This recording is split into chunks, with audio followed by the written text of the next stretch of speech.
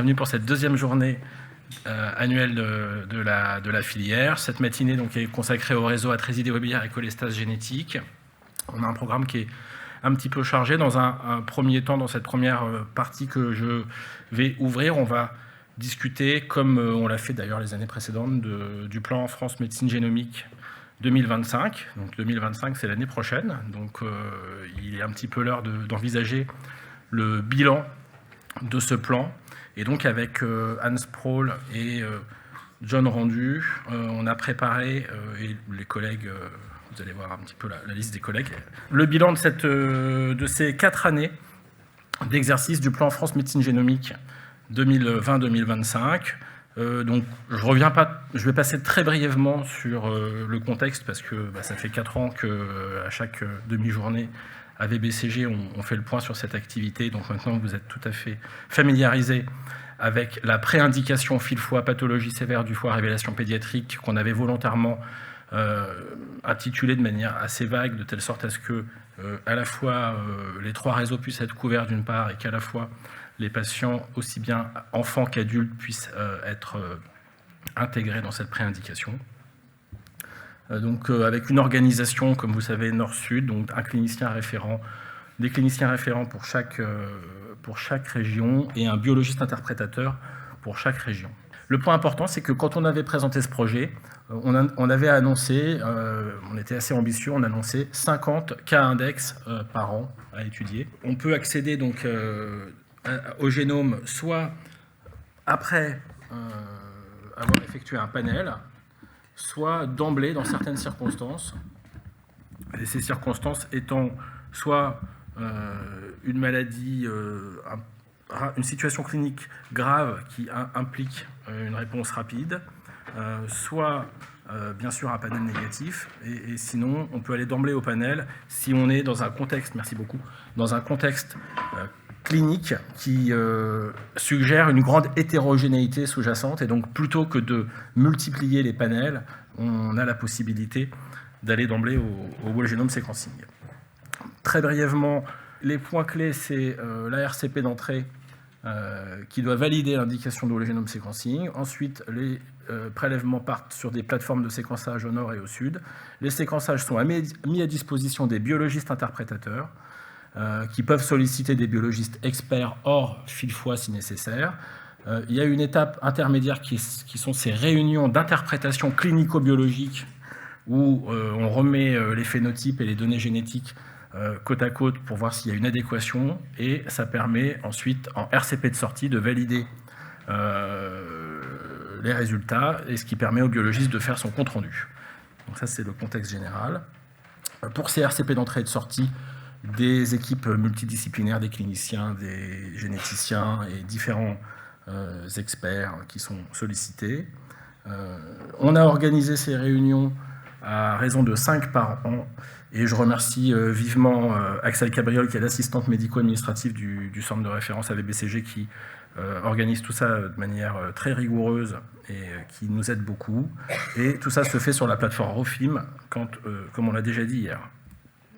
J'insiste sur l'importance de bien caractériser le phénotype du patient, et en particulier de bien renseigner les termes HPO qui vont être très utiles aux biologistes pour interpréter les séquences. Et je vous rappelle que la stratégie, ce sont a priori des analyses en trio pour diminuer un petit peu le bruit généré par ces analyses de whole genome sequencing qui génèrent beaucoup de données. Je vous rappelle également qu'on classe les comptes rendus de la manière suivante. Le compte rendu est dit concluant quand on a identifié un variant pathogène vraisemblablement pathogène classe 4 ou 5 à l'état biallélique ou monoallélique selon que la maladie est récessive ou dominante. Donc là, on a fait un diagnostic.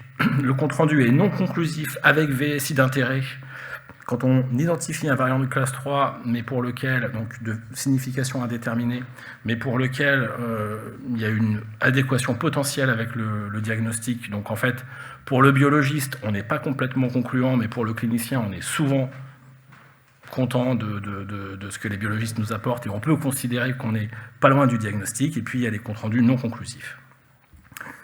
Donc Brièvement, voilà ce qui s'est passé sur les 4 dernières années, depuis l'ouverture de la préindication et jusqu'à hier, ou aujourd'hui même.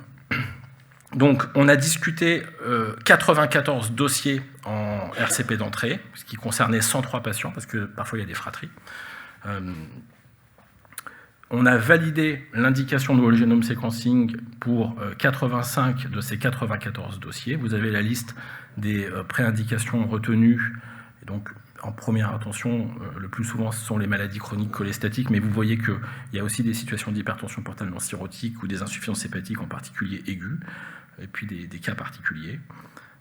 Donc, 85 dossiers validés en RCP d'entrée. Sur ces 85 dossiers, il y a 2 dossiers qui n'ont pas été jusqu'au whole genome parce qu'on avait validé sous réserve d'un NGS négatif, puis finalement le NGS a apporté le diagnostic, donc on n'est pas allé plus loin. Et il y a 26 dossiers qui sont en attente de prélèvement ou en attente de séquençage. C'est surtout quand même à l'étape du prélèvement que ça bloque. Parfois, il y a un petit peu de latence dans entre le moment où les échantillons sont envoyés et où le séquençage est fait par les plateformes, mais ce n'est pas ça l'élément le plus bloquant. C'est plutôt des patients qu'on valide en RCP, mais qu'on voit une fois par an, où on a du mal à organiser les prélèvements en trio. Donc, il y a 57 dossiers qui ont été analysés ou qui sont en cours d'analyse. Et donc, on est en 4 ans, on est un peu au-dessus de l'objectif annuel qu'on s'était donné initialement. Donc, on n'est qu'à 25% de l'attendu. Et donc, les dossiers analysés se répartissent de la manière suivante. 13 dans la plateforme Nord, 25 dans la plateforme Sud. Et sur ces 57 dossiers, il y a 49 dossiers qui ont été analysés pour lesquels on a un compte-rendu, 31 dans la plateforme Sud, 18 dans la plateforme Nord, le contraire, pardon. Et donc pour la plateforme Norme Sequoia, 31 compte-rendus réalisés. Vous voyez qu'on a pu faire un diagnostic certain pour le clinicien et pour le biologiste dans 6 cas avec les gènes identifiés qui sont mentionnés entre parenthèses. Un compte-rendu non conclusif en 2023 qui est devenu concluant après des analyses complémentaires. On avait discuté ce dossier l'année dernière, il fallait étudier des transcrits dont l'étude a confirmé la pathogénie du variant. 4 comptes rendus non conclusifs avec VSI.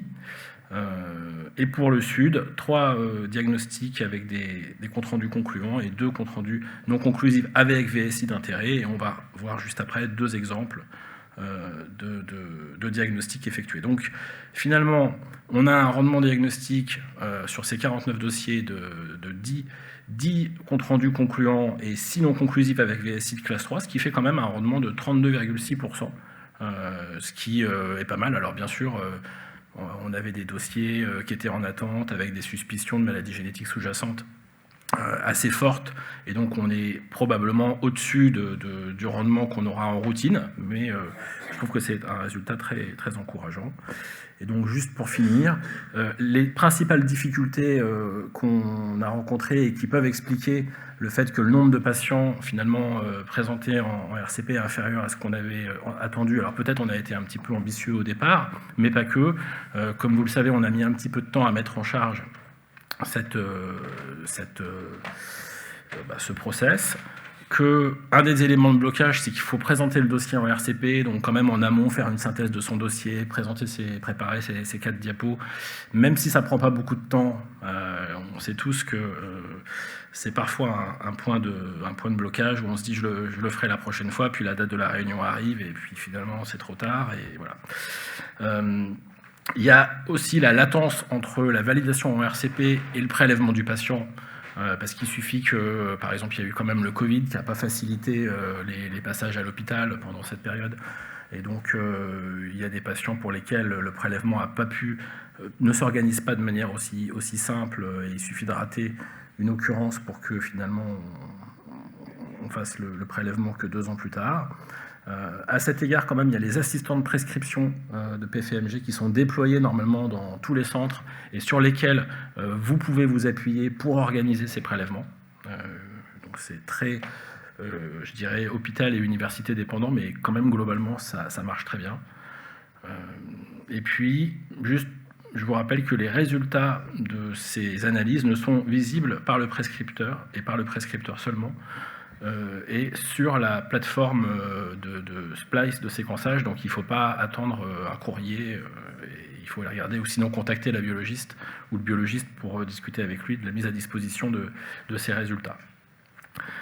Un axe d'amélioration, c'est qu'on n'a peut-être pas été suffisamment rigoureux ou proactif dans l'organisation des réunions d'interprétation clinico-biologique d'une part, et dans l'organisation des RCP de sortie. Et donc là, sur la dernière année, on est en train de monter en puissance dans ces RCP de sortie. Et donc, je pense que c'est quelque chose qu'on pourra corriger. Voilà. Donc c'est quand même un outil qui a, je trouve, dont Phil Foy s'est bien emparé, qui, à l'évidence, a un rendement diagnostique important, et donc dans le cadre du programme de lutte contre l'impasse diagnostique, je trouve que c'est clairement quelque chose qu'on attendait et qui répond à nos besoins. Et donc je ne sais pas quelles seront les suites qui vont être données à ce plan, mais en tout cas, il faut très clairement, on ne peut pas s'arrêter là. Et donc, pour illustrer finalement tout ce que je viens de dire, on vous propose de vous présenter deux cas cliniques. Un cas clinique qui a permis d'obtenir un diagnostic dans la plateforme Sud, et un cas clinique Nord. Donc je ne sais pas, peut-être Mathias, je te laisse commencer avec ton cas clinique. Voilà. Merci à vous.